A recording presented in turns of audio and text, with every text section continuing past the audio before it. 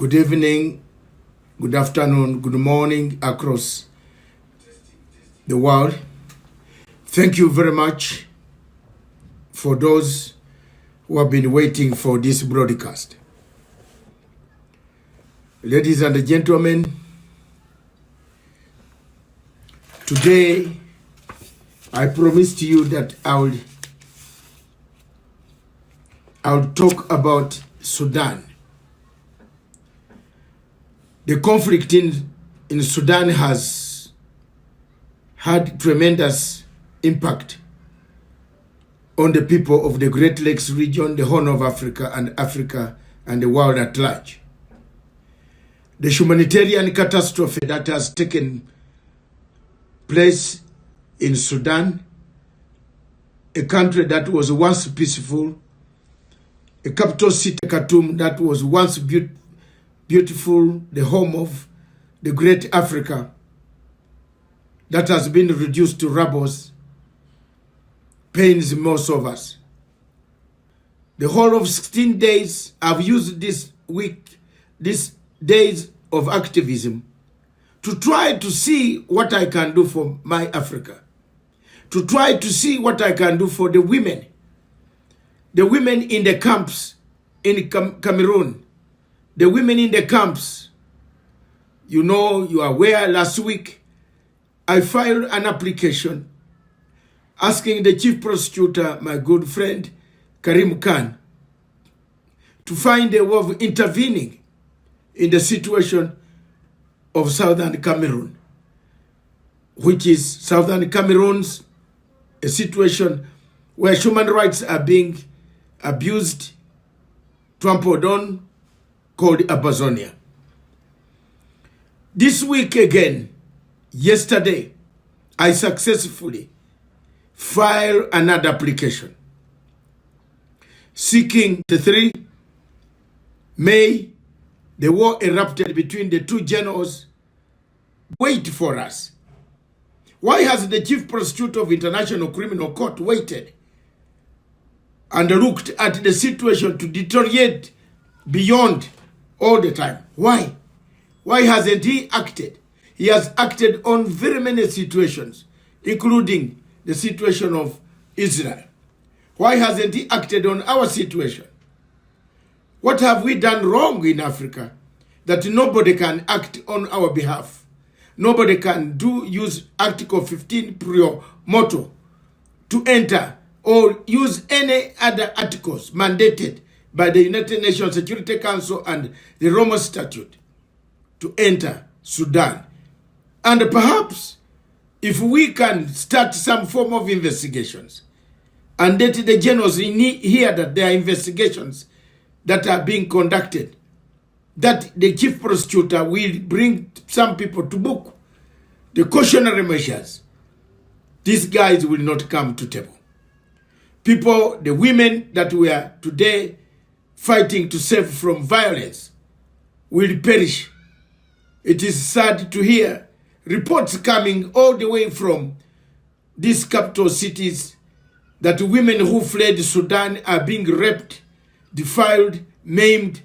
Some of them have decided to commit suicide instead of being gang raped by the child soldiers.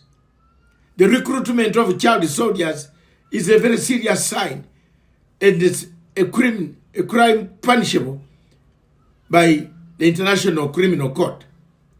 So in these days of 16 days of activism, as a person who has been an investigative, a conflict resolution expert, investigative journalist, a political scientist myself, strategic management myself, I feel I should do something for my people of Africa.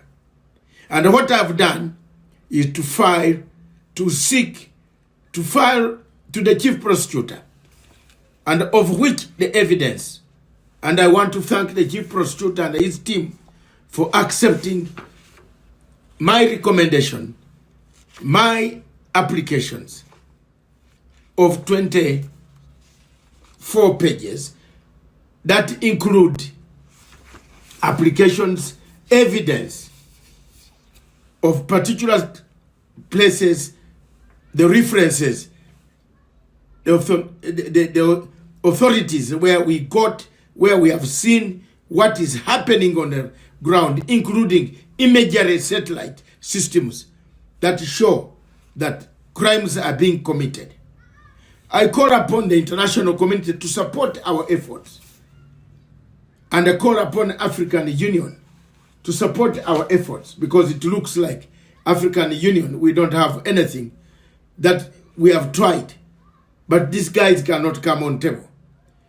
I've been in Geneva myself. Each time you go to these peace talks, one side does not turn up. The generals are my friends, but what can we do? We need them to come up so that they can tell us their problem. Once they tell us their problem, then we are able, as mediators, negotiators, and peace lovers, to be able to give them a way forward. As for now, ladies and gentlemen, there has been nothing of that nature. Sudan has continued to suffer. Sudan continues to bleed. The world is more interested in the Middle East and the Ukraine. We can't secure a ceasefire. Therefore, the only route that was left to me as a peacemaker, peace lover, a man who wants to see Africa unite and develop in different spheres, no destruction. Look at the destruction that we have done in Khartoum. We have finished Khartoum. We have brought it down to a level of a city of ruins. Why can't we sit on table? Why can't we find time? Differences can be resolved. If the Second World War could be finished, resolved, what about this war? This war, ladies and gentlemen, is a war that can be solved. It's something that we can talk about. There is nothing difficult in the world that will stop us from attaining peace in Sudan. Therefore, I call upon all the people, those across the world, those who are listening to me, to spread the message in these 16 days of activism, violence against women. It is occurring, is happening in Darfur. The massacres, the killings, the slaughter, the defilement, the rape that is taking place against women. Forceful rape, gang rape, that has forced some women, instead of being raped, they have decided to commit suicide. The number of people committing suicide, we have put it in documents, and we have sent it through to the chief prosecutor. We urge the chief prosecutor, we ask him to make a move, to make a statement, to issue a statement, to actually warn the generals about this, because this cannot go on and go on. We want to thank African Union. We want to thank President Museveni. We also want to thank IGAD for the role they have played. But IGAD alone cannot manage this conflict, because some of the members of IGAD seem to be not keen very quickly to find a solution. There is no other way. This is not against anybody. This is not against any move that of peaceful resolution that everybody wants to have for Sudan. But it is against, if we keep quiet, if we just keep quiet and we don't talk about it, if we don't do something about it, as Malcolm X said, then we have nothing that we have done. We better stand up, and have stood up. As you can see from Libya last week, I've been here, I've been in Europe, I've been filing, and I've filed these applications. It's up to the chief prosecutor, and I will make them public. These ones are going to be public. You'll read them, you'll see the reasons. I've not asked for anybody to be detained.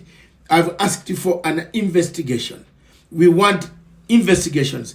We want them to be warned that if you fail to turn up for a peace process, the next stage will be issue warrants of arrest. We have had enough.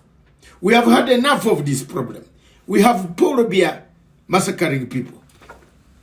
We have DRC in trouble. We have Somalia in chaos. We have Sudan in chaos.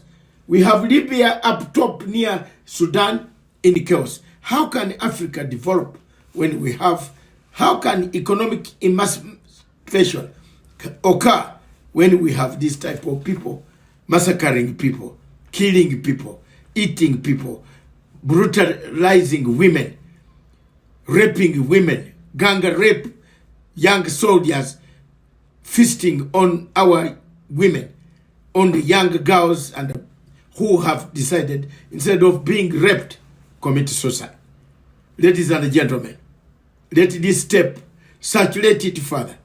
Sudan is boiling. Is not boiling, is bleeding. We need to bring this conflict. We need to call upon all investigative journalists across the world. We need to call upon everybody, every able person. We need to call upon incoming President Trump, that when you come, when you take power, my good friend Susie Wales, when you take power, the first thing you do as a chief of staff, please remind President Trump, we need to stabilize Sudan. We have conflicts surrounding all good countries, surrounding Kenya, surrounding Uganda.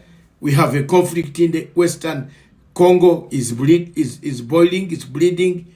We have a conflict in Somalia. Kenya is surrounded by Somalia. Again, we have a conflict in the north. South Sudan is fragile. We don't need this. Africa does not need this. That's why today I am addressing you that successfully I launched and applied.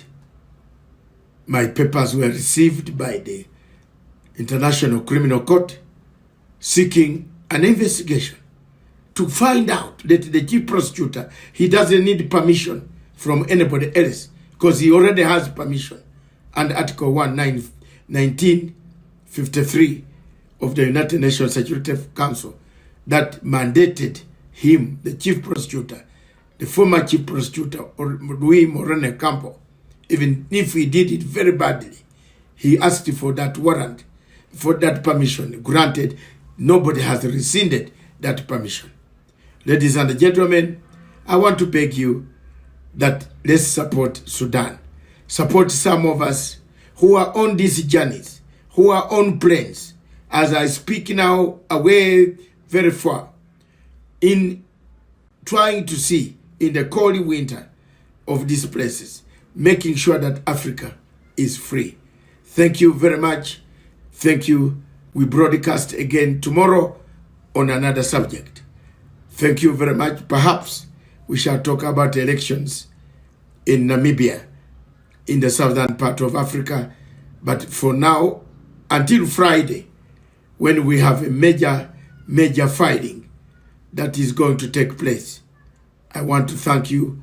But for now, Sudan case is in the hands of the chief prosecutor and the OTP.